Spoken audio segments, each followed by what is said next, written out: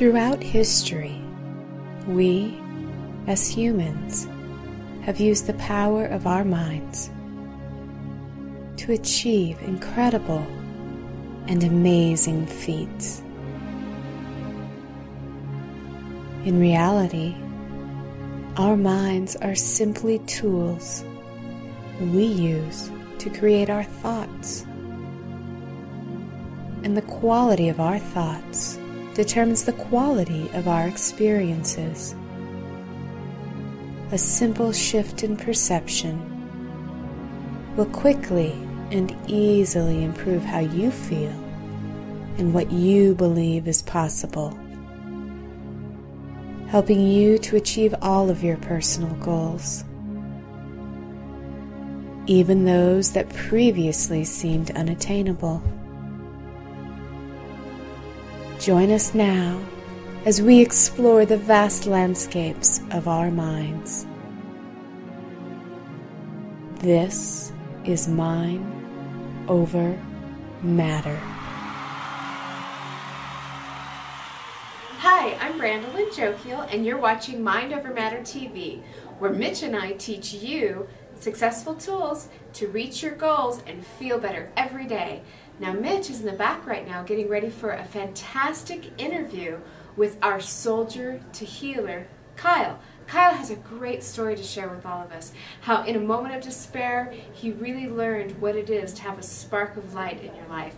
And he brings that story to life with his great animation. And I'm so excited to be introducing this to you because, you know, in this time, in our country, we have so many things going on. It seems like there's people who are either on the left or people who are on the right, and sometimes, according to the news media, we never really see what's going on in the middle. I'm here to tell you that even though Mitch and I run metaphysical bookstores, we see all types of people that we might typecast as left or right with all types of belief systems running the gamut. So I think this interview will really show us how even in any situation, we can still find common ground that all of us connect with. So, Mitch, Kyle, take it away. Good evening and welcome to Mind Over Matter TV. I'm Mitch Friedman and I'm here tonight with a good friend of mine, Kyle Wannigman. Yeah, welcome to the show, Kyle. Yeah. This is going to be really fun. I'm excited about this. I met Kyle a couple of weeks ago at a really fun party. A bunch of us hypnotherapists and NLP practitioners got together, and Kyle had just finished school, so we had a really good time talking about it. And he talked to me a little bit about how he got from being a soldier in Iraq to a hypnotherapist and NLP practitioner. So, Kyle, tell us a little bit about how all that came about. Okay, well, I was in high school and looking for the next step and didn't know what I wanted to study or where I wanted to go, and the Army recruiters in the parking lot, you know, came up to me and, oh, we can offer you a job, we can offer you school and money and travel, and, you know, it's like, how do you not get sucked into that? I have all these problems right now about how I'm going to afford school and what I'm going to study, and, you know, I'm kind of burnt out from high school. Like, oh, here's everything in the platter, just hand it to you. All you got to do is, you know, sign up on this piece of paper. So luckily I did some research, and I actually found out my dad and my grandpa were in the Air Force, and that the Air Force gives you like college credit just for going through their training, and they're the best program and they have all the greatest stuff. So once that happened, I was like, okay, we'll go in the Air Force. So that was a better start for me. And I was actually told initially that I wouldn't go to Iraq, and that there, you know, we don't really deploy, and there's not really that many jobs in the Air Force that actually go to Iraq. And unbeknownst to me, that's like right when the shift was happening, and now most of the jobs deploy in every aspect of the military. I actually signed up for aerial gunner initially, because the video was so cool. You know, they're showing you out of a helicopter, blowing up cars and stuff. So I was like, oh, that sounds what I want to do. Luckily, though, I became a mechanic.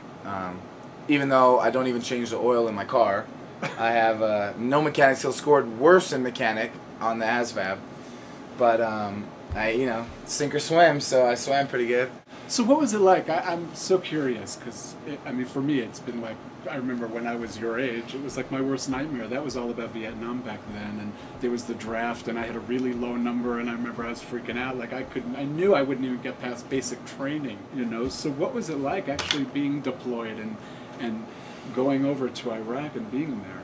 So I went there. I didn't really know my job that good. I wasn't really getting along with people. You know, I didn't come to the military to conform and lose sense of self. I kind of came in for all these other ideas and wanting to serve my country a little bit. But like, you know, people, a lot of my friends were conscious, you know, from Santa Fe. So, you know, that type of people. So they're all like, don't lose yourself, you know, be yourself. And I'm just like, okay. So that kind of screwed me over more because now I'm not doing what they want. I'm not a robot. I'm talking about energy and I'm talking about, you know, physics and all this cool stuff. Quantum physics in the Air Force. Exactly. So no one really wanted to hear what I had to say, and I was like a positive, happy guy. And turns out people would rather you be negative and mean and like, you know, just like they want you to kind of be a downer, not an upper, because it just kind of, I guess it just works better. So when I got there, I was real nervous and real scared, and I knew that, you know, bombs were being dropped, and they do all these briefings, and you have your gas mask and your Kevlar vest and your helmet, and the first time is when you're coming in, right? So, you know, you're sitting in the plane all relaxed, and all of a sudden everyone's like, all right, suit up, and like you just feel the tension. You're like, then everyone's getting their armor on and their helmet, and you're just like, okay, what's happening, you know, and I got my gas mask, you know, okay. And it takes like 6 days, 7 days to get there because of all the processes of, you know, you got to stop in Qatar, and you got to get your armor, and you got to get these briefings, and you got to find out what to do, and you know, so you're coming down. They do this spiral down in case they shoot. So it's like this, whoa, you know, and you don't know what's going on, and you land, and you're like, okay, everyone gets out, and they run, you know, you're off, and then but you're so happy that you're finally there because you get a place to put all your stuff. You get to go in your little trailer and dump your crap and get your bag for the last time, and you're just like, oh, I can finally breathe easy, I'm in Iraq.